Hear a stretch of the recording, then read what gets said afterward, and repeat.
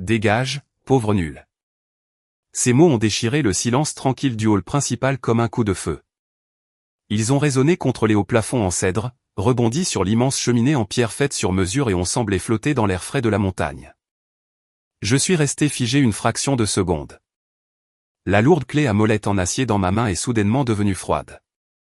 Mon frère Constantin se tenait à moins de 3 mètres de moi. Son visage était tordu en un masque hideux de pur mépris.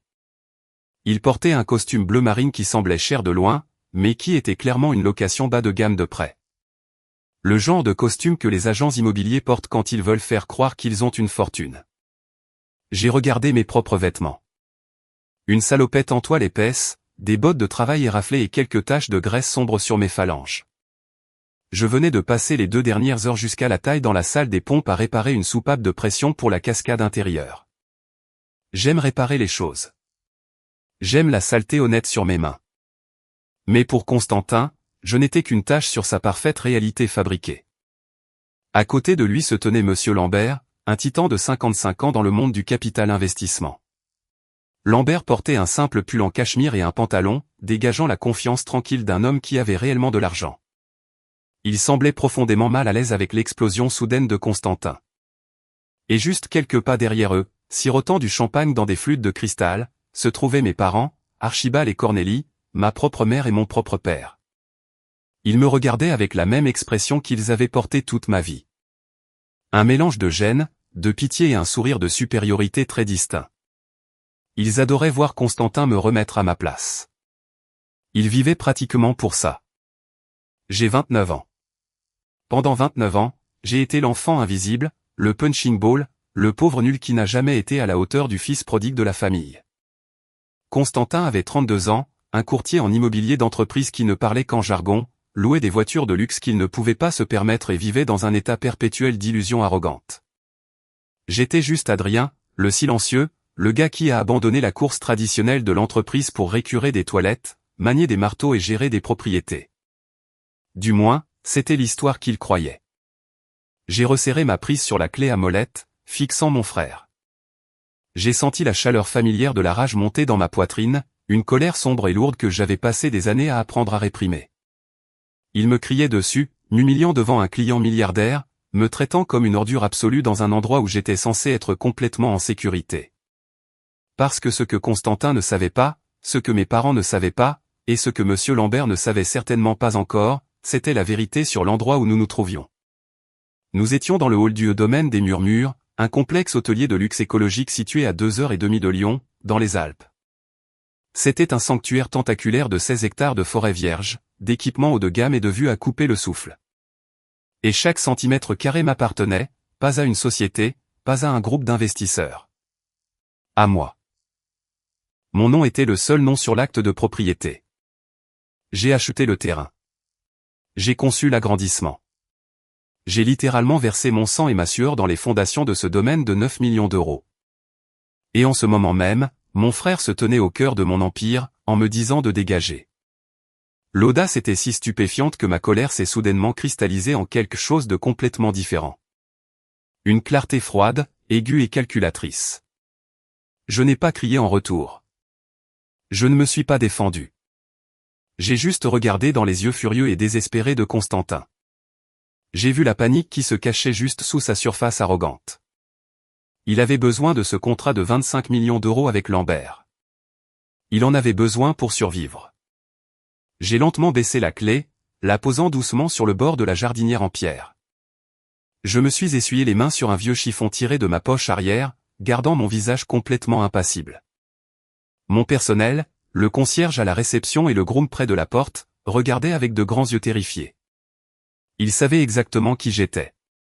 Ils savaient qu'ils regardaient un homme mort en sursis, mais ils avaient signé des accords de non-divulgation stricts, et un subtil hochement de tête de ma part leur a dit de rester exactement où ils étaient. J'ai adressé à Constantin un sourire poli et vide, un sourire réservé aux clients indisciplinés. Puis j'ai tourné les talons et je suis parti, le bruit sourd de mes bottes de travail s'estompant dans le long couloir ensoleillé. Il pensait qu'il avait gagné.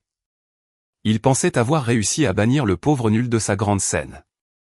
Mais il n'avait absolument aucune idée qu'il venait de me forcer la main. et la punition que j'étais sur le point de déchaîner allait systématiquement démanteler sa vie entière. Il faut comprendre comment il en est arrivé là, car une trahison comme celle-ci ne se produit pas du jour au lendemain. Elle se construit sur des décennies. Elle est construite brique par brique, insulte par insulte, jusqu'à ce que le poids de la toxicité devienne le fondement de toute votre existence. Mes parents, Archibald et Cornélie, avaient une philosophie très simple en matière d'éducation des enfants. Constantin était le fils, et j'étais l'espace froid et vide dans son orbite. Mon père était un expert en assurance de niveau intermédiaire qui a toujours pensé qu'il méritait mieux. Ma mère était une femme au foyer qui traitait les commérages du quartier comme un sport olympique.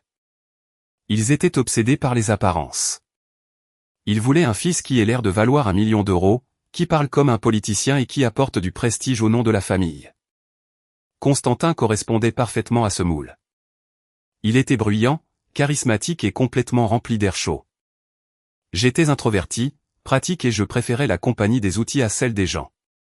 À l'âge de 18 ans, le fossé entre nous n'était plus seulement émotionnel. Il était entièrement financier. Je me souviens de la semaine de ma remise de diplôme du lycée.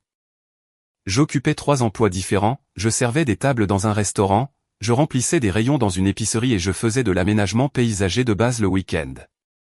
J'essayais de rassembler assez d'argent pour un IUT parce que mes parents m'avaient déjà dit que le fonds pour les études s'épuisait. Ce même week-end, ils ont organisé une grande fête pour Constantin. Il venait d'être accepté dans un programme de formation en immobilier commercial totalement inutile et hors de prix. Pendant le toast, mon père s'est levé, les larmes aux yeux, et a tendu à Constantin une petite boîte en velours. À l'intérieur se trouvait une montre Rolex. Elle coûtait 8 000 €. Je connaissais le prix exact parce que j'avais accidentellement vu le relevé de carte de crédit sur le comptoir de la cuisine. Ils avaient vidé leur épargne d'urgence pour un bijou juste pour que Constantin ait l'air à la hauteur. Après la fête, il a commencé à pleuvoir. J'ai demandé à mon père de me conduire au restaurant pour mon service de nuit. Il m'a fait signe de la main, disant qu'il ne voulait pas mouiller les sièges en cuir de sa voiture et m'a dit de prendre le bus. J'ai marché 3 kilomètres sous une pluie battante, trempé, en pensant à cette montre à 8 000 €. C'est à ce moment précis que j'ai réalisé que j'étais complètement seul. Avance rapide jusqu'à mes 24 ans. J'avais passé 6 ans à vivre comme un moine. J'économisais chaque centime. Je lisais tous les livres sur l'investissement immobilier que je pouvais trouver. Pendant que Constantin s'envolait pour Saint-Tropez avec des cartes de crédit au maximum pour réseauter avec des gens riches, j'achetais ma toute première propriété. C'était un misérable motel de bord de route de 12 chambres, délabré, que j'ai eu pour 120 000 €. Ça sentait la moisissure et les mauvaises décisions. J'ai passé 4 mois à dormir sur un lit de camp dans le bureau, à décaper la peinture au plomb, à réparer des tuyaux éclatés et à remplacer des toilettes à main nue. Quand j'ai finalement terminé la rénovation et les transformé en une halte boutique propre et moderne, j'ai invité ma famille à la grande réouverture. J'avais même acheté un gâteau bon marché. J'ai attendu dans le hall pendant 3 heures. Personne n'est venu. Quand j'ai appelé ma mère, elle avait l'air agacée. Elle m'a dit qu'ils étaient occupés à faire leurs valises parce que Constantin avait réussi à conclure un petit bail de bureau en ville et qu'il l'emmenait dîner pour fêter ça avant ses vacances en Europe. Elle m'a dit de bien m'amuser avec mon petit projet de plomberie et à raccrocher. J'ai mangé le gâteau seul. J'ai vendu ce motel 1 an plus tard avec un profit énorme. Et c'est là que j'ai pris la meilleure décision de ma vie. J'ai réalisé que si ma famille découvrait un jour que j'avais de l'argent réel, ils ne seraient pas fiers de moi. Ils me verraient comme une banque. Ils me videraient jusqu'à la dernière goutte pour financer la série sans fin d'échecs et de dettes de Constantin. J'ai donc trouvé un brillant avocat d'affaires nommé Didier. Didier avait 45 ans, était vif comme l'éclair et savait exactement comment naviguer dans le monde complexe de la protection des actifs. Il m'a aidé à créer une série de SARL, Sociétés à responsabilité limitée, anonymes. Mon argent allait dans les SARL. Les SARL achetaient des propriétés en difficulté. Je les rénovais, les revendais et gravissais les échelons. Je suis devenu un fantôme dans mon propre empire financier. Pour le monde, les entreprises possédaient tout. Pour ma famille, j'étais juste Adrien, le triste et peu ambitieux gérant immobilier qui vivait d'un chèque de paie à l'autre, nettoyant les dégâts des autres. J'ai encaissé les insultes. J'ai encaissé les blagues au dîner de Noël. J'ai porté ma salopette et je les ai laissés croire tout ce qui les faisait se sentir supérieurs. C'était l'armure parfaite, mais une armure ne vous protège que pour un temps. Finalement, quelqu'un essaie de vous poignarder là où ça fait mal, et mon frère était sur le point d'enfoncer le couteau profondément. Le piège a été tendu une semaine avant l'incident des cris dans le hall principal. C'était un mardi soir. J'étais assis dans mon bureau privé surplombant la crête ouest de la propriété, examinant les marges bénéficiaires trimestrielles lorsque mon téléphone portable personnel a sonné. L'identifiant de l'appelant affichait le nom de ma mère. Je l'ai fixé un long moment, le laissant sonner. Elle n'appelait jamais à moins d'avoir besoin de quelque chose. Et ce quelque chose impliquait généralement de faire un sacrifice pour mon frère. J'ai touché l'écran et porté le téléphone à mon oreille. J'ai gardé ma voix neutre. Oui, maman. Adrien, écoute-moi. Sa voix est parvenue par le haut-parleur, haletante et frénétique, empreinte de ce ton familier de panique exigeante. Ton frère est dans une situation très critique. Il est sur le point de conclure un contrat de séminaire d'entreprise de 25 millions d'euros. C'est le gros lot. C'est le contrat qui fera toute sa carrière. Je me suis adossé à mon fauteuil en cuir. Tant mieux pour lui. Qu'est-ce que ça a à voir avec moi? Ne prends pas ce ton avec moi, a-t-elle claqué, instantanément sur la défensive. Constantin a besoin d'un lieu. Il doit impressionner ce client, un certain monsieur Lambert. Il veut présenter l'idée d'une intégration exclusive dans un complexe écologique. Mais Constantin ne peut pas l'emmener dans un hôtel ordinaire. Il a besoin de quelque chose de haut de gamme, de privé, comme cet endroit où tu travailles dans les montagnes. Le domaine des murmures. J'ai marqué une pause, sentant une soudaine pointe d'irritation. Le domaine des murmures n'était pas juste un endroit où je travaillais. C'était mon joyau de la couronne. J'avais dépensé des millions pour en faire un sanctuaire. Et tu veux que je fasse quoi exactement? Je veux que tu parles à ton patron, a-t-elle ordonné comme si elle commandait un sandwich dans une épicerie fine. Tu es le responsable de la maintenance, n'est-ce pas? Tu dois connaître le propriétaire ou le directeur général. Dis-leur que tu as un courtier de haut vol qui veut utiliser la propriété pour le week-end. Supplie-les s'il le faut. Constantin a besoin de cet endroit pour vendredi et il a besoin d'une grosse réduction. Il ne peut pas se permettre le tarif d'entreprise standard en ce moment. Fais-le, Adrien. Peux-tu faire quelque chose d'utile pour cette famille pour une fois dans ta vie? J'ai fermé les yeux et pris une lente et profonde inspiration. Le droit qu'elle s'arrogeait était suffocant.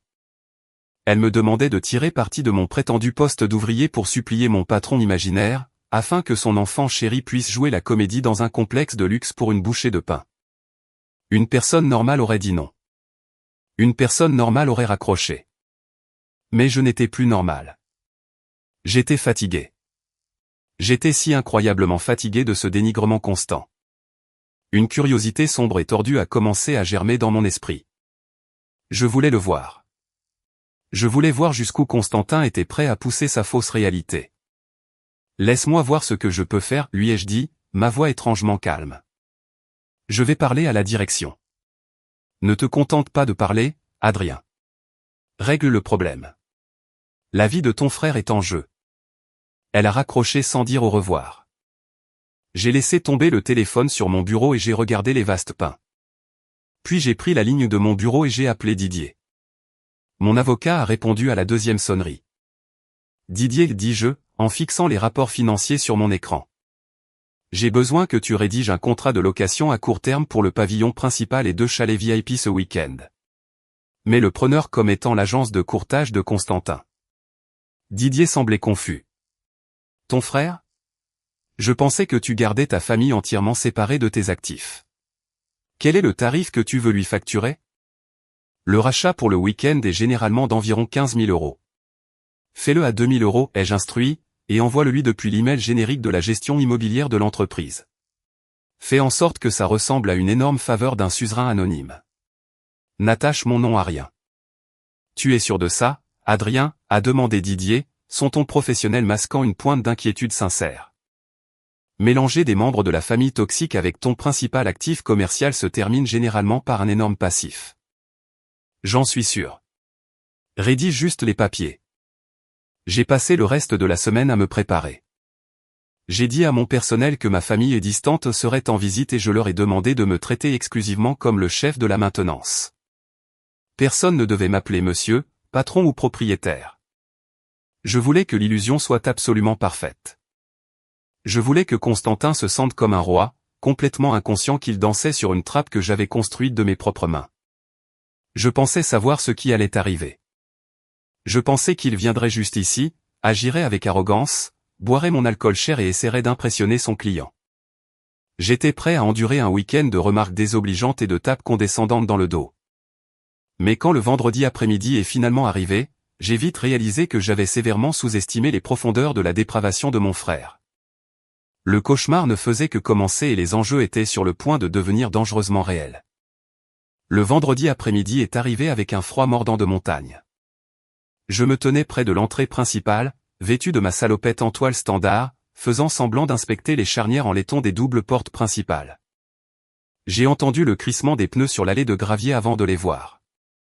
Une élégante Mercedes noire s'est arrêtée devant le voiturier. Pas une Maybach, pas une Bentley, une Mercedes classe C, toute neuve, indéniablement chère, et entièrement en leasing. Constantin est sorti du côté conducteur, portant un costume ajusté, ajustant ses lunettes de soleil coûteuses. Il ressemblait à un acteur jouant un homme d'affaires riche dans une publicité à petit budget. Des portes passagers sont sortis mes parents, Archibald et Cornélie, suivis de près par ma tante Clarisse. Tante Clarisse était la sœur de ma mère. Et si Cornélie était la présidente du fan club de Constantin, Clarisse en était la propagandiste en chef. Elle avait une voix de chouette ululante et un talent pour faire passer des insultes passives-agressives pour des compliments. Je me suis avancé, gardant ma posture légèrement voûtée, jouant le rôle du subalterne obéissant. Bienvenue au domaine des murmures, dis-je, gardant ma voix plate. Mon père a grogné, s'étirant le dos en regardant la magnifique structure à colombage du hall. Mon Dieu, cette route était misérable. 2 heures et demie de route sinueuse. Adrien, pourquoi diable travailles-tu si loin au milieu de nulle part? Avant que je puisse répondre, Constantin est passé devant moi, ignorant complètement ma présence. Il a passé sa main sur la surface d'une console en acajou italien sculptée sur mesure que j'avais importée spécifiquement pour l'entrée. Il a tapoté le bois avec ses phalanges, un air suffisant sur le visage. Pas mal, dit Constantin, sa voix portant dans le hall. C'est un peu rustique à mon goût, mais ça fera l'affaire. Prends des notes, Adrien. Si tu arrêtais d'être si paresseux et que tu te bougeais vraiment, peut-être qu'un jour tu pourrais te permettre d'acheter une fraction d'un tapis dans un endroit comme celui-ci. Ma mère a gloussé, tapotant affectueusement le bras de Constantin. Oh, arrête de taquiner ton frère. Il nous a rendu un grand service en suppliant son patron pour cette réduction. Elle s'est tournée vers moi, me regardant de haut en bas avec un dégoût flagrant. Cependant, devais-tu vraiment porter ces vêtements de travail sales pour nous accueillir? Tu ressembles à un mécanicien. Tu vas embarrasser Constantin devant monsieur Lambert demain. Je suis en service, maman, ai-je répondu, ma voix stable. La chaudière avait besoin d'être vérifiée. Eh bien, va te laver les mains et prends les bagages dans le coffre, a ajouté tante Clarisse, pointant un doigt manucuré vers la Mercedes. Et fais attention avec mes sacs en cuir vintage. Ne mets pas ta graisse partout dessus. Je n'ai pas discuté. Je me suis dirigé vers la voiture, j'ai sorti 4 lourdes valises du coffre et je les ai portées vers les chalets VIP. L'ironie était si épaisse que je pouvais à peine respirer. Il me donnait des ordres, me traitant comme un domestique tout en se tenant sur une propriété que je possédais entièrement. Chaque ampoule qu'il regardait, chaque latte de plancher sur laquelle il marchait avait été payée par la sueur qu'il se moquait si désespérément. J'ai passé le reste de la soirée à jouer le serviteur invisible. Je les ai regardés s'asseoir dans la salle à manger principale, commandant les plats les plus chers du menu. J'ai regardé Constantin claquer des doigts à mes serveurs. J'ai regardé mon père se plaindre de la température de son steak. Je me tenais dans l'ombre près des portes de la cuisine, observant silencieusement le cirque. Plus tard dans la nuit, je suis passé près du foyer extérieur. Constantin était assis là avec mon père, tenant un verre de mon meilleur scotch. Il parlait fort, répétant son argumentaire pour le lendemain. Lambert est un traditionnaliste, disait Constantin en faisant tourner le liquide ambré. Il veut des actifs tangibles. Il veut des terres, du bois et des droits exclusifs. Je dois juste le convaincre que cette région est le prochain Courchevel. Si je peux conclure ce package d'intégration de 25 millions d'euros, ma commission seule effacera mes dettes. Tes dettes, demanda mon père, l'air légèrement nerveux. Je pensais que l'agence couvrait tes frais initiaux. Constantin agita la main d'un air dédaigneux. Il faut dépenser de l'argent pour en gagner, papa. J'ai dû contracter un prêt à court terme de 1,5 million d'euros pour garantir les frais de réservation des lots adjacents. Ce n'est pas grave. Quand Lambert signera l'intention demain, je serai en or. J'ai arrêté de marcher. Mon sang se glaça dans mes veines. Un prêt à taux d'intérêt exorbitant de 1,5 million d'euros. Constantin n'essayait pas seulement de faire avancer sa carrière. Il se noyait. Il avait engagé de l'argent qu'il n'avait pas auprès de gens qui facturaient des taux d'intérêt exorbitants. Il était désespéré, et les gens désespérés font des choses extrêmement stupides. Je suis retourné à mes modestes quartiers de maintenance, un lourd sentiment de crainte s'installant en moi. Je savais que mon frère était arrogant et insensé, mais je n'avais pas réalisé qu'il jouait à la roulette russe avec sa vie financière. J'ai réglé mon réveil pour 6 heures du matin. Je devais le surveiller de très près. La scène était prête. Les acteurs étaient en place, mais je n'avais absolument aucune idée que demain matin, Constantin allait réécrire le scénario d'une manière qui transformerait ce drame familial en un crime fédéral. Le samedi matin s'est levé avec un ciel bleu clair et un froid vif et piquant. J'étais debout bien avant le soleil, arpentant les lieux, m'assurant que chaque détail du complexe était absolument impeccable. À 9 heures du matin, l'atmosphère dans le pavillon principal était électrique de tension. Monsieur Lambert était arrivé précisément à l'heure dans une élégante Maybach noire, accompagné d'un unique assistant silencieux. Je me tenais derrière l'imposant bar en chêne dans le coin de la grande salle, vêtu d'une chemise de travail propre mais délavée, polissant lentement des verres à vin avec un chiffon blanc. J'étais assez proche pour tout entendre, mais assez loin pour me fondre dans le décor rustique. Constantin avait parfaitement arrangé les sièges. Il avait placé Lambert dans un fauteuil en cuir moelleux face aux magnifiques fenêtres allant du sol au plafond qui encadraient les sommets enneigés. Mes parents et tante Clarisse étaient assis sur un canapé voisin, essayant désespérément d'avoir l'air riche et sophistiqué, sirotant de l'eau pétillante comme si c'était un champagne rare. Constantin arpentait le sol devant la cheminée, agitant les mains en parlant. Il faisait le discours de sa vie.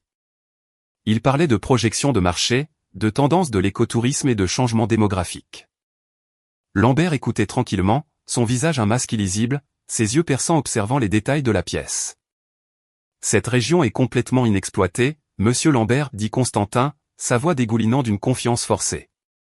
Vous regardez un monopole localisé. Mais la clé du package d'intégration de 25 millions d'euros que je propose est d'avoir un hub central. Un joyau de la couronne, Lambert se pencha en avant, posant son menton sur ses mains jointes. Un joyau de la couronne ?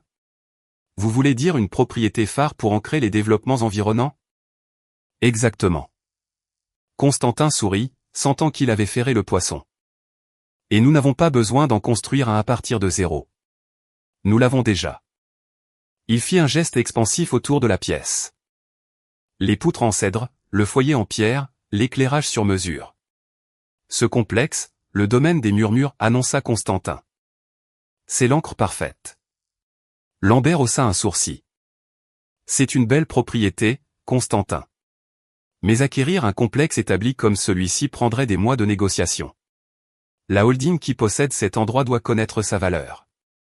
Cela réduirait sévèrement les marges de l'investissement de 25 millions d'euros. J'ai arrêté de polir le verre. J'ai retenu mon souffle. C'est là toute la beauté de la chose, monsieur Lambert, dit Constantin, se penchant, baissant la voix à un murmure conspirateur. Il n'y aura pas de négociation interminable. Je peux inclure cette propriété entière dans l'accord immédiatement. Et comment exactement pouvez-vous garantir cela, demanda Lambert, son ton sceptique. Parce que je la possède, mentit Constantin. Le silence qui suivit fut si profond que je pouvais entendre le crépitement des bûches dans la cheminée. Mon cœur battait la chamade contre mes côtes. Je fixais l'arrière de la tête de mon frère, complètement paralysé par l'ampleur du mensonge qui venait de sortir de sa bouche.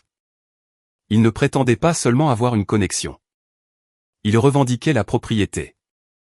Il utilisait mon complexe de 9 millions d'euros comme garantie pour obtenir un énorme paiement d'entreprise. Mes parents n'ont pas halté. Ils ne l'ont pas corrigé. Archibald a juste pris une longue gorgée de son eau et Cornélie a souri fièrement à Lambert. Ils étaient complices. Ils étaient assis dans ma maison, laissant mon frère voler le travail de ma vie juste sous mes yeux. Lambert parut impressionné pour la première fois. Vous possédez tout ce domaine. Je dois admettre, Constantin, que je suis surpris. Vous avez gardé cela très secret. Je préfère laisser mes actifs parler d'eux-mêmes, dit Constantin doucement, ajustant ses poignets. Les yeux de Lambert passèrent au-delà de Constantin et se posèrent sur moi. J'étais toujours debout derrière le bar, tenant le verre, fixant mon frère avec insistance. Lambert fronça légèrement les sourcils. Si vous possédez cet endroit, Constantin, demanda Lambert, sa voix basse mais tranchante. Pourquoi le type de la maintenance nous fixe-t-il au lieu de faire son travail? Constantin tourna brusquement la tête, ses yeux se posant sur les miens. Pendant une fraction de seconde, j'ai vu une terreur nue dans son expression. Il savait qu'un seul mot de ma part pourrait faire voler en éclats tout son univers. Mais fidèle à sa nature, sa terreur s'est instantanément transformée en une rage vicieuse et défensive. Il devait affirmer sa domination. Il devait prouver à Lambert qu'il était le maître des lieux. Il a traversé la pièce, réduisant la distance entre nous, son visage devenant rouge foncé. Il a claqué sa main à plat sur le comptoir du bar. « Dégage, pauvre nul » a hurlé Constantin, sa voix se brisant d'hystérie. « Sors de ma vue et va récurer les sols où est ta place. » C'était le moment. C'était le cri qui a résonné contre les plafonds de cèdre. C'était le moment où la clé est tombée et où la dernière once d'obligation fraternelle que j'avais jamais ressentie s'est évaporée dans les airs. Je l'ai regardé. J'ai regardé mes parents souriant narquoisement sur le canapé. J'ai regardé Lambert. J'ai souri de mon sourire poli et vide et je suis parti. Mais je ne partais pas pour me cacher. Je partais pour me préparer à la guerre. Je ne suis pas allé à la chaufferie. Je ne suis pas allé récurer les sols. J'ai marché tout droit dans le couloir principal, je me suis glissé par une lourde porte en chêne marquée personnel autorisé uniquement et j'ai descendu un escalier étroit menant à la suite de bureaux de direction souterraine. L'air ici était frais et sentait l'encre fraîche et le cuir. J'ai verrouillé l'épaisse porte en bois derrière moi, je me suis dirigé vers mon lourd bureau en acajou et je me suis effondré dans le fauteuil à haut dossier. Mes mains tremblaient, non pas de peur, mais d'une poussée d'adrénaline si massive qu'elle me faisait mal aux dents. Je fixais aveuglément les moniteurs de sécurité montés sur le mur, regardant les images silencieuses en noir et blanc de Constantin continuant sa présentation à Monsieur Lambert dans la grande salle au-dessus de moi. Mon esprit tournait à toute vitesse, calculant l'ampleur juridique et financière de ce qui venait de se passer. Constantin ne mentait pas seulement pour gonfler son ego. Il mentait pour obtenir un investissement d'entreprise de 25 millions d'euros. Il offrait une propriété commerciale de 9 millions d'euros qu'il ne possédait pas comme actif d'ancrage garanti. En France et selon les réglementations commerciales, utiliser un bien immobilier que vous ne possédez pas pour garantir des contrats financiers n'est pas seulement une violation de l'éthique. C'est une escroquerie commerciale. C'est le genre de crime qui vous envoie en prison pour une décennie. Et puis il y avait la dette. Constantin avait avoué à mon père qu'il avait contracté un prêt à taux exorbitants de 1,5 million d'euros. Les prêteurs de ce type ne sont pas des banques. Ils ne se soucient pas de vos sentiments. Ils se soucient de leur taux d'intérêt, qui avoisine les 20%, et ils se soucient d'être remboursés rapidement. Constantin avait misé toute sa vie et peut-être sa sécurité physique sur l'hypothèse qu'il pourrait bluffer pour conclure ce marché. Il se tenait sur une mine terrestre et il venait de me remettre le détonateur. J'ai pris la ligne fixe sécurisée sur mon bureau et j'ai composé le numéro direct. Il a sonné exactement une fois avant qu'une voix nette ne réponde. Didier à l'appareil. Didier, dis-je, ma voix étrangement calme et stable. Le ton m'a surpris moi-même. On aurait dit la voix d'un étranger. J'ai besoin que vous laissiez tout tomber et que vous montiez au complexe immédiatement. Didier parut instantanément alerte. C'est samedi matin. Qu'est-ce qui ne va pas? La situation familiale s'est-elle envenimée? Envenimée est un euphémisme, ai-je répondu, gardant les yeux fixés sur le moniteur de sécurité où Constantin serrait la main de Monsieur Lambert. Mon frère vient de présenter un plan de rachat de 25 millions d'euros à un PDG de Capital Investissement et il a utilisé le domaine des Murmures comme principal actif. Il a prétendu posséder la propriété sans aucune charge. Il y eut un long et lourd silence à l'autre bout du fil. Je pouvais entendre le faible son de la respiration de Didier. Quand il a finalement parlé, son attitude professionnelle avait entièrement disparu, remplacée par un choc absolu. Il a commis une fraude commerciale dans des locaux enregistrés, demanda Didier, sa voix tendue. Adrien, si ce PDG signe un protocole d'accord basé sur cette affirmation, ton frère commet un crime. Je sais, dis-je. Et il est censé signer les lettres d'intention officielles demain matin à 10 h dans ma salle de conseil vitrée. Écoute-moi très attentivement. Adrien, dit Didier, l'avocat en lui prenant le dessus complètement. Ne le confronte pas. Ne fais pas de scène aujourd'hui. Nous devons gérer cela avec une précision chirurgicale pour nous assurer que la responsabilité ne rejaillisse pas sur TSARL. De quoi as-tu besoin? Je me suis penché en avant, posant mes coudes sur le bureau. J'ai besoin que tu ailles au coffre principal du bureau en ville. Récupère le classeur principal de la société, le dossier rouge. Je veux l'acte de propriété original avec le sceau du département. Je veux les statuts de la SARL me montrant comme l'unique membre. Je veux les dossiers fiscaux, les licences d'alcool et les polices d'assurance commerciale. Je veux chaque morceau de papier qui prouve que je possède l'air qu'il respire actuellement. Considère que c'est fait, dit fermement Didier. Je serai au complexe pour le dîner. Nous resterons hors de vue jusqu'à demain matin. Bien, dis-je. Et Didier, apporte le costume Tom Ford de mon placard en ville, le gris anthracite. J'ai raccroché le téléphone. Je me suis adossé à mon fauteuil et j'ai laissé échapper une longue et lente expiration. À l'étage, l'enfant chéri célébrait sa grande victoire.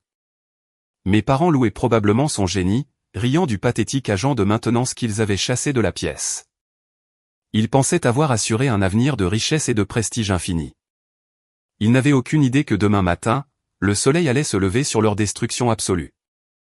Le dimanche matin est arrivé avec ce genre de lumière du soleil cristalline et aveuglante qui n'existe qu'en haute montagne.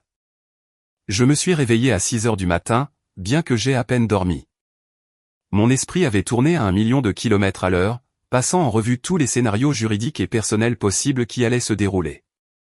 Didier était arrivé tard la nuit dernière, se glissant dans la propriété par l'entrée de service. Il avait apporté tout ce que j'avais demandé.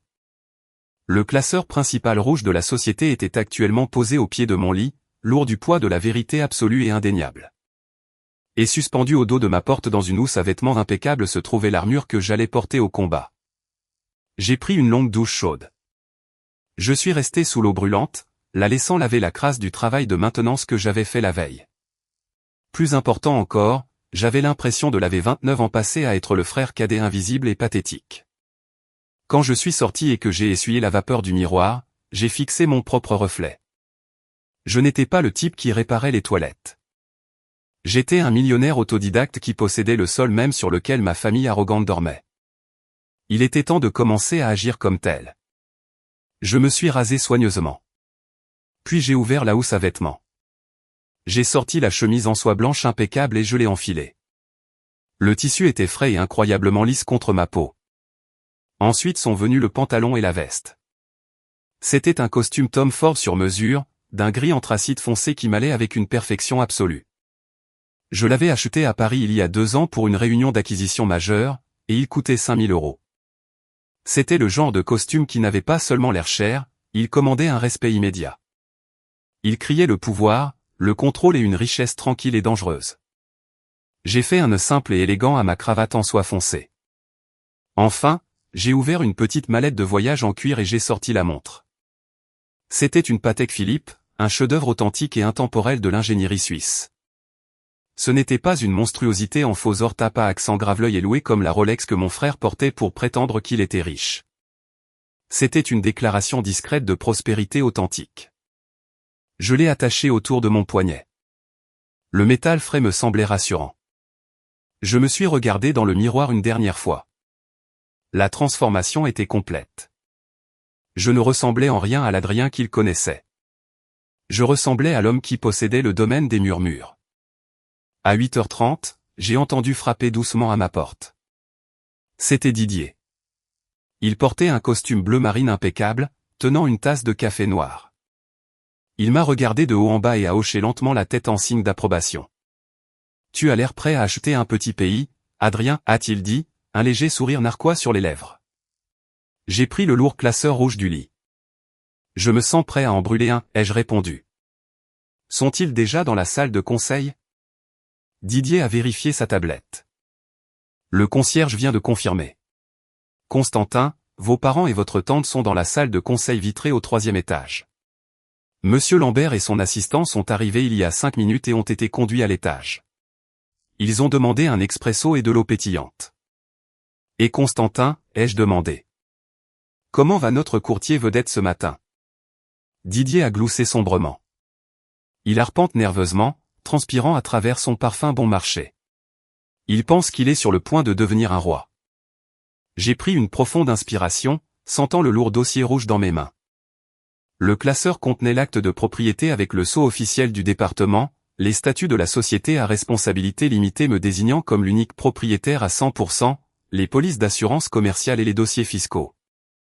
C'était une forteresse incassable de documentation juridique. Laisse-les prendre leur café, dis-je en regardant l'heure sur ma Patek Philippe. Nous leur donnerons exactement 30 minutes pour se mettre à l'aise. Je veux que les stylos soient sur la table. Je veux que Constantin soit à quelques secondes de signer sa vie avant que je ne tire le tapis sous ses pieds. Nous avons attendu en silence. En bas, dans le hall principal, je savais que mes parents parlaient probablement encore du génie de Constantin, de sa nature de gagnant-né, de l'élégance de son costume de location. Ils riaient probablement encore au souvenir de Constantin me criant dessus hier, complètement inconscient qu'il riait à l'ombre d'une guillotine. Quand l'horloge a sonné 9 heures, j'ai fait un signe de tête à Didier. C'était l'heure. Je suis sorti de mes quartiers et j'ai commencé la longue marche dans le couloir lambrissé de cèdre.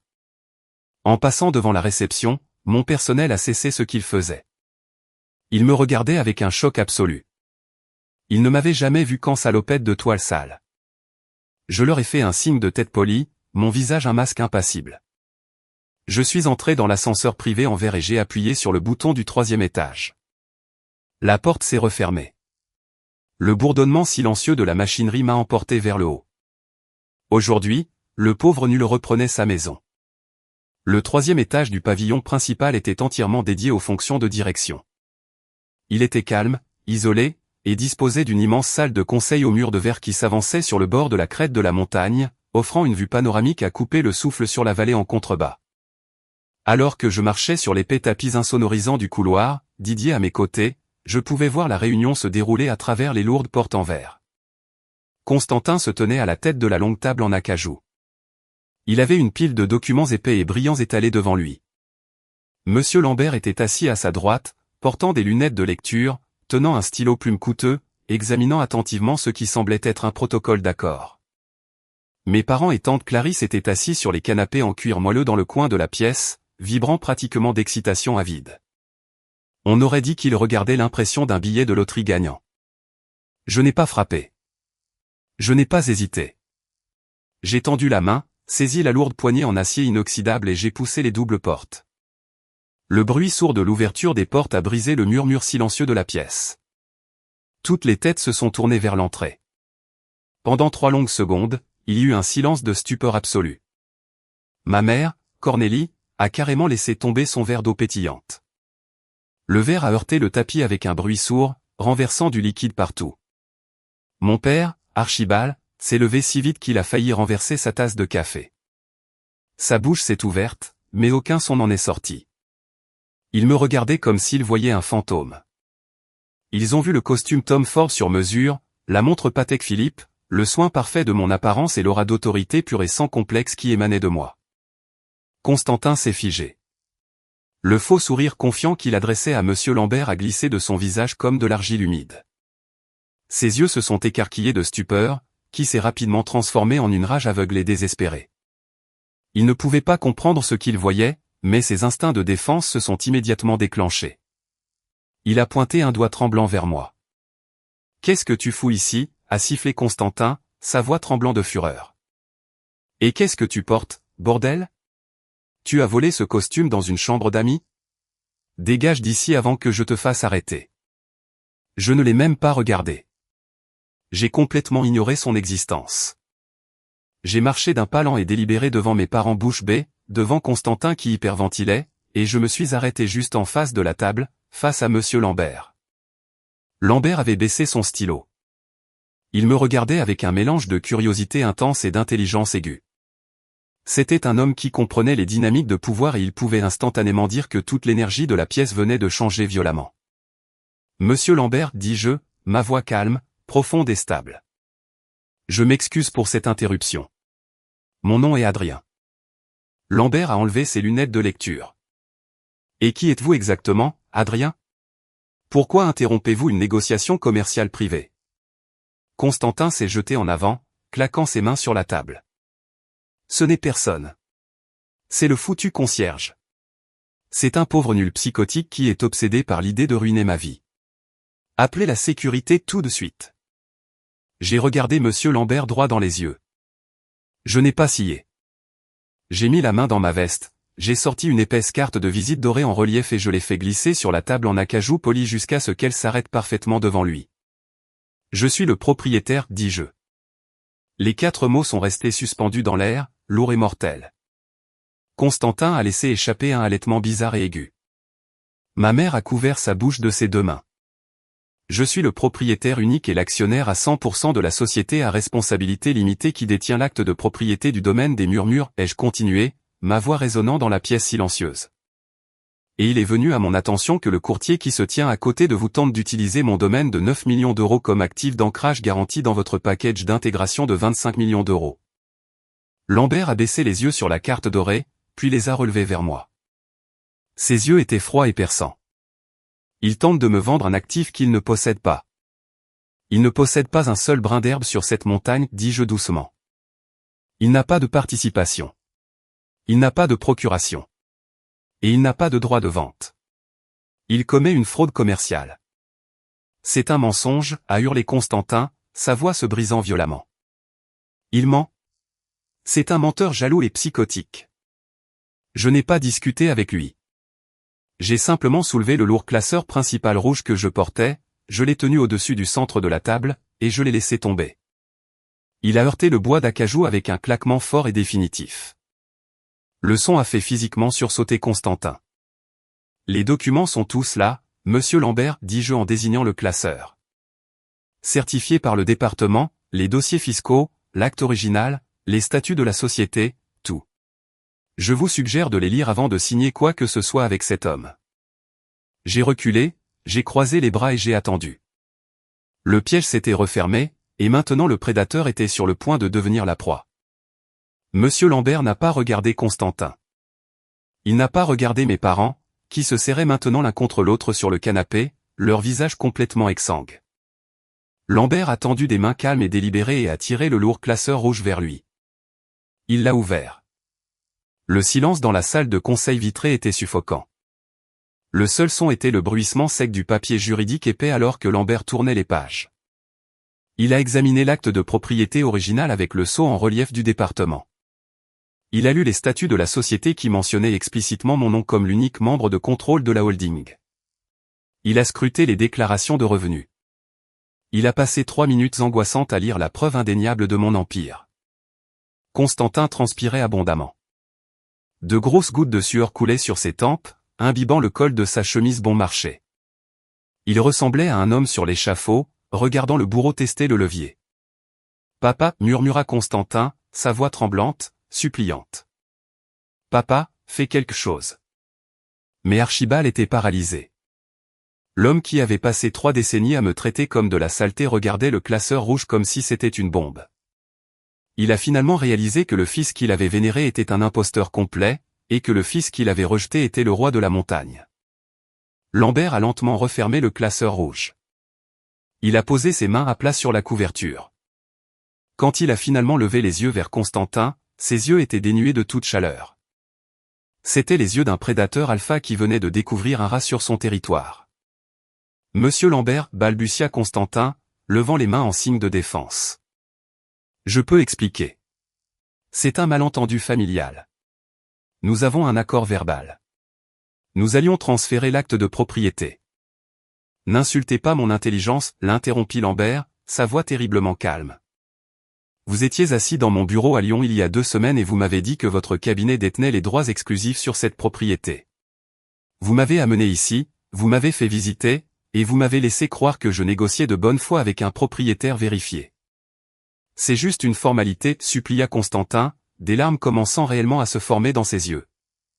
Le package d'intégration est toujours solide.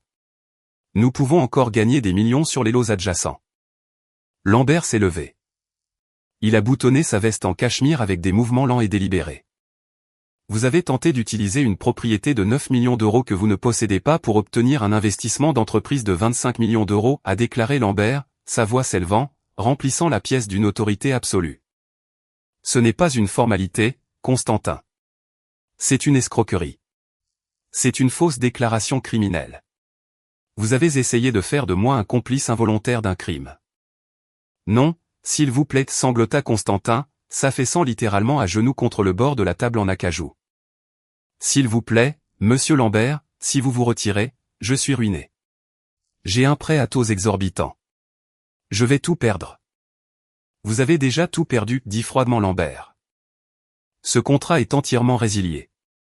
De plus, je siège au comité d'éthique de la commission de l'immobilier d'entreprise.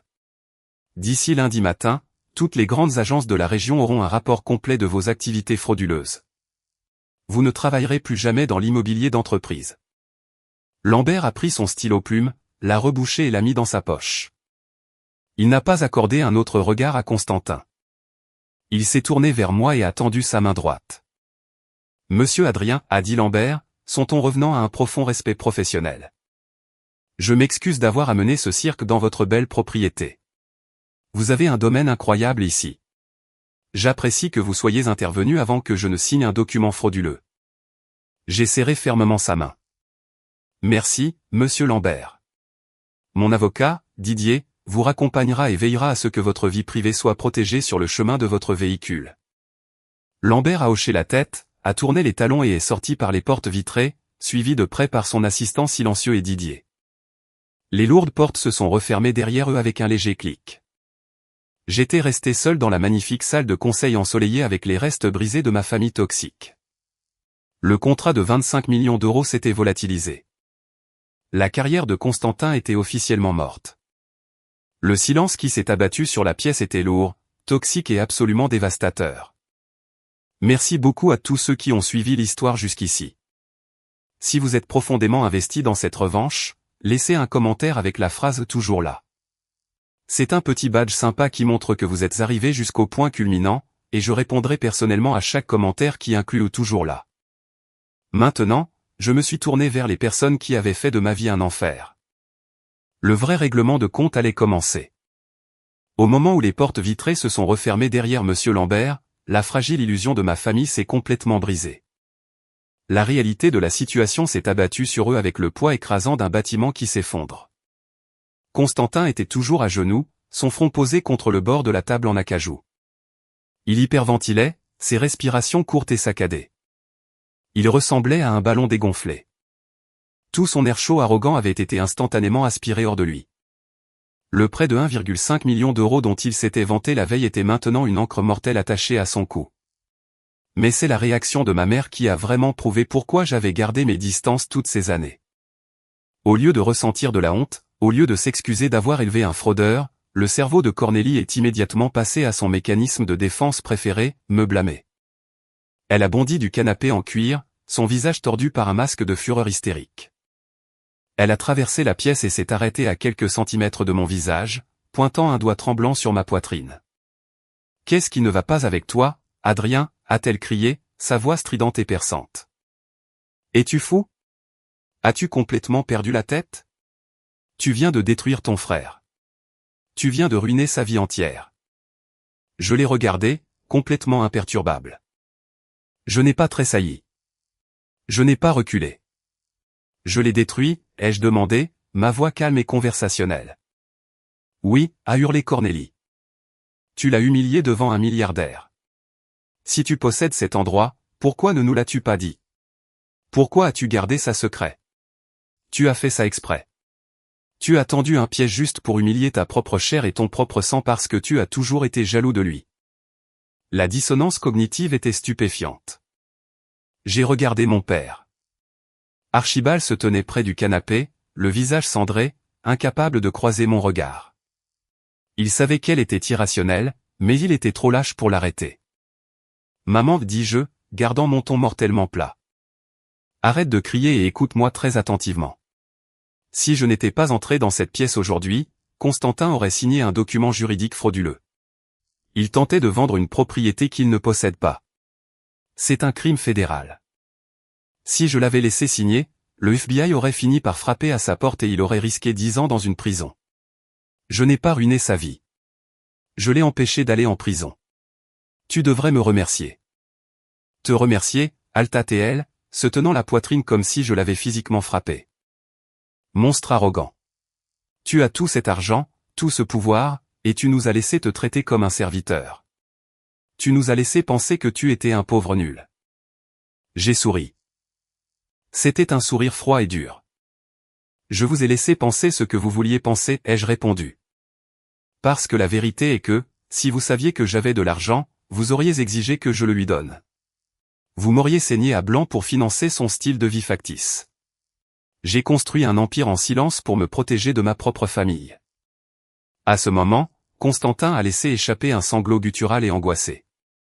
Il s'est relevé du sol et s'est affalé dans l'un des fauteuils de direction. Il a enfoui son visage dans ses mains, ses épaules secouées violemment. Je suis mort, sanglota Constantin, sa voix étouffée par ses mains. Je suis un homme mort. Les prêteurs, ils veulent leurs 1,5 million d'euros dans 30 jours. Je ne les ai pas. J'ai tout dépensé pour le leasing, les vêtements, les pots de vin pour attirer l'attention de Lambert. Ils vont prendre ma maison. Ils vont prendre ma voiture. Ils vont me casser les jambes. Tante Clarisse, qui était restée complètement silencieuse dans le coin, a finalement pris la parole. Sa voix tremblait. Constantin, ce n'est sûrement pas si grave. Tu peux te déclarer en faillite, non? On ne peut pas se décharger d'un prêt à taux exorbitants lié à une garantie frauduleuse en cas de faillite, ai-je déclaré simplement, en croisant les bras. Il est personnellement responsable. Ils liquideront chacun de ses actifs. Et quand cela ne suffira pas, ils saisiront ses salaires pour le reste de sa vie. En supposant qu'il puisse un jour retrouver un emploi après que Lambert l'ait mis sur liste noire. Constantin a baissé les mains. Son visage était marbré, ses yeux injectés de sang et écarquillés de terreur absolue. Il me regardait non pas avec colère, mais avec les yeux pathétiques et désespérés d'un homme qui se noie regardant une bouée de sauvetage. Et je savais exactement ce qui allait suivre. L'arrogance avait disparu, et la mendicité était sur le point de commencer. Constantin s'est relevé de sa chaise. Il a trébuché en avant, son costume de location coûteux froissé et taché de sueur. Il est pratiquement tombé sur la table en acajou, tendant des mains tremblantes pour saisir la manche de ma veste Tom Ford. J'ai reculé doucement, laissant ses mains saisir l'air vide. Adrien, s'il te plaît, a supplié Constantin, sa voix se brisant, des larmes coulant librement sur son visage. S'il te plaît, tu dois m'aider. Tu dois me sauver. Je l'ai regardé avec un dégoût absolu. Te sauver? Oui, a crié Constantin, tombant à nouveau à genoux juste devant moi. Tu es riche, Adrien. Tu possèdes tout cet endroit. 9 millions d'euros. Qu'est-ce que 1,5 million pour toi? Ce n'est rien. S'il te plaît, fais-moi juste un prêt. Rembourse ces gars. Je travaillerai pour toi. Je nettoierai les toilettes. Je balayerai les sols. Je ferai tout ce que tu veux. Ne les laisse pas me détruire. C'était pathétique. L'enfant chéri, l'homme qui m'avait tourmenté pendant 2 décennies, rampait à mes pieds, offrant de faire le travail même dont il s'était moqué de moi 24 heures plus tôt. Avant que je puisse répondre, mon père a finalement retrouvé sa voix. Archibald s'est avancé, le visage pâle, mais le ton exigeant. Adrien, tu dois le faire, a ordonné mon père. C'est ton frère. La famille prend soin de la famille. Tu as manifestement amassé des millions de dollars en secret. Tu peux te permettre de réparer cette erreur. Fais-lui un chèque aujourd'hui. Ne sois pas un fils égoïste et ingrat. J'ai fixé Archibald.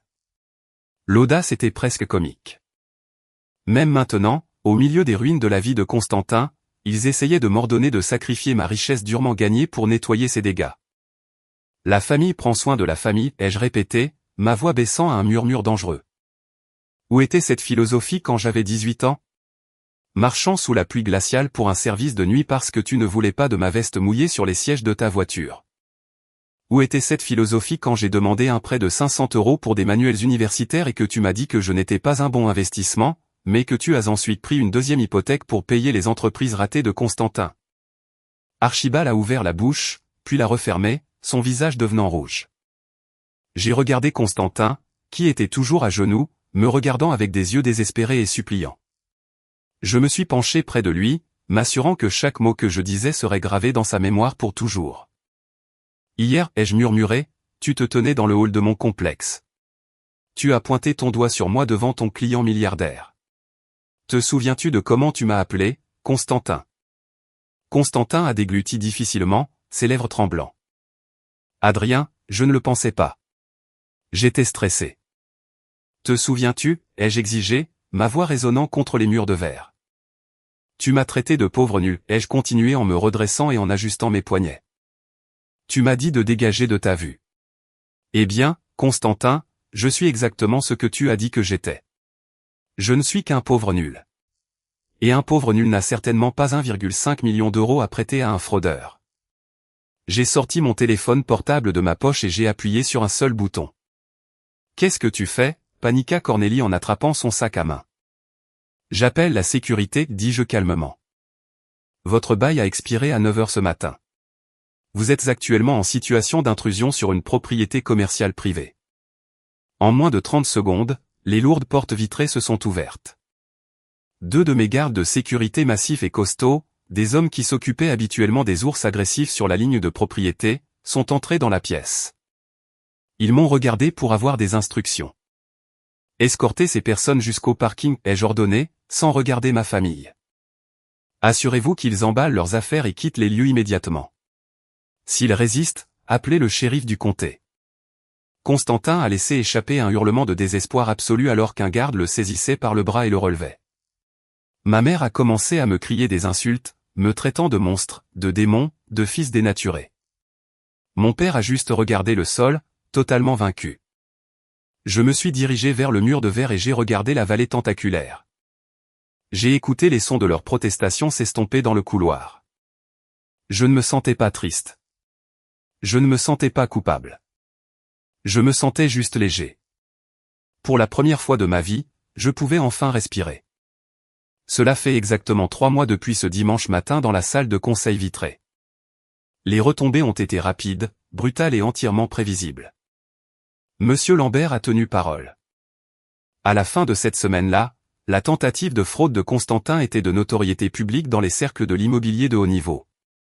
Son agence l'a licencié immédiatement, désireuse de se distancer d'un passif massif. Sans emploi et complètement mis sur liste noire dans le secteur, Constantin n'avait aucun moyen de rembourser les prêteurs. Ils sont venus chercher tout. Ils ont saisi sa Mercedes en leasing, vidé ses maigres comptes bancaires et l'ont forcé à une liquidation judiciaire. Mais comme la dette était liée à une fraude commerciale, les tribunaux n'ont pas effacé la totalité du montant. Il leur paiera un pourcentage de son salaire pour le reste de sa vie. Mes parents, fidèles à leur nature toxique, ne pouvaient supporter de voir leur enfant chéri souffrir. Archibald et Cornélie ont fini par vendre leur maison pour couvrir le solde restant des dettes de Constantin et le mettre à l'abri du danger physique. Ils ont emménagé dans un appartement exigu de 2 chambres dans un quartier beaucoup moins désirable de la banlieue de Lyon. Constantin vit maintenant dans leur chambre d'amis. La dernière fois que j'ai eu des nouvelles de tante Clarisse avant de bloquer son numéro, Constantin travaillait de nuit comme directeur adjoint dans un magasin de pièces automobiles discount. Quant à moi, la vie n'a jamais été meilleure. 2 semaines après l'incident, Monsieur Lambert a contacté Didier. Sans l'intermédiaire parasite, Lambert et moi nous sommes assis comme de vrais hommes d'affaires. Nous avons signé un accord de partenariat entièrement légal et très lucratif. Sa société de capital investissement a injecté des capitaux dans le domaine des murmures, et nous commençons actuellement la construction d'un 2e complexe écologique plus haut dans la chaîne de montagne. Je mets encore parfois ma salopette en toile.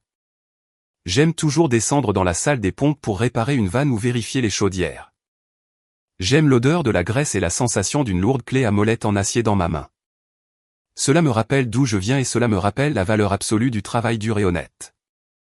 On dit souvent aux personnes qui grandissent dans des familles toxiques que les liens du sang sont les plus forts.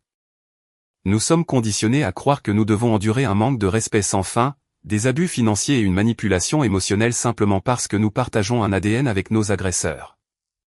On nous apprend à nous taire, à jouer les rôles qui nous sont assignés et à sacrifier notre propre paix pour maintenir l'illusion d'une famille heureuse. Mais j'ai appris à la dure que la vraie famille se construit sur le respect mutuel. On ne peut pas guérir dans le même environnement qui vous a brisé. Et on ne peut pas sauver les gens qui sont déterminés à vous noyer pour se maintenir à flot. J'ai construit mon empire dans l'ombre, non par dépit, mais par survie.